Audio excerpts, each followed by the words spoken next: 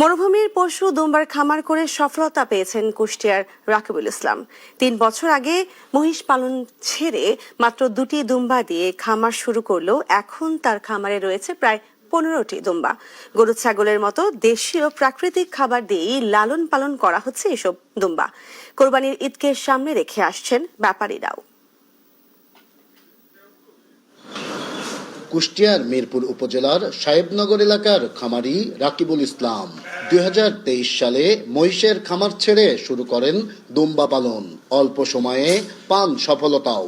3 বছর আগে মাত্র 2টি দুম্বা দিয়ে রাকিবুল খামার শুরু করলেও এখন তার খামারে রয়েছে প্রায় 15টি দুম্বা।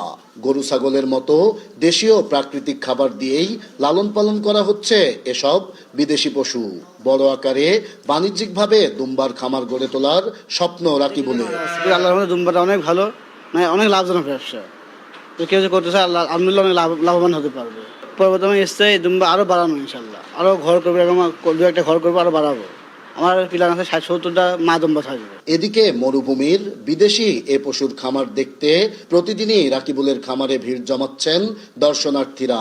কোরবানির ঈদকে সামনে রেখে আসছেন ব্যাপারীরাও। কেউ কেউ আবার আগ্রহ দেখাচ্ছেন দুম্বার খামার গড়ে তোলার। মিরপুরের হুজুরের এই খামারে একটা দুম্বা বিক্রি হবে, আমরা কেনার উদ্দেশ্যে আইছি, যদি হয় তো কিনে নিয়ে যাবো। শুনলাম নাকি দুম্বাই খুব লাভজনক, হ্যাঁ, তাই আমরা নিজেরাও করা যায় কিনা তাই এখানে দেখতে আইছি। আমরা এটা দেখে আমরা অনুপ্রাণিত হয়েছি। তো আমরা কয়েকজন মিলে পরামর্শ করেছি এই দুম্বার খামার হুজুরের কাছ থেকে বাচ্চা নিয়ে সংগ্রহ করে আমরা আমাদের ওইদিকে পাবনার অঞ্চলে দুম্বার খামার করব।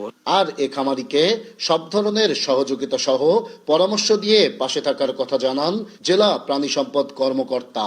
আমরা তাদের যাবতীয় পরামর্শ প্রদান করছি এবং যেখানে ভ্যাকসিনেশনের প্রয়োজন পড়তেছে আমরা তাদের পরামর্শ দিচ্ছি এবং তাদেরকে আমরা আমাদের সাপ্লাই সাপেক্ষে আমরা এগুলো দেওয়ার চেষ্টা করছি।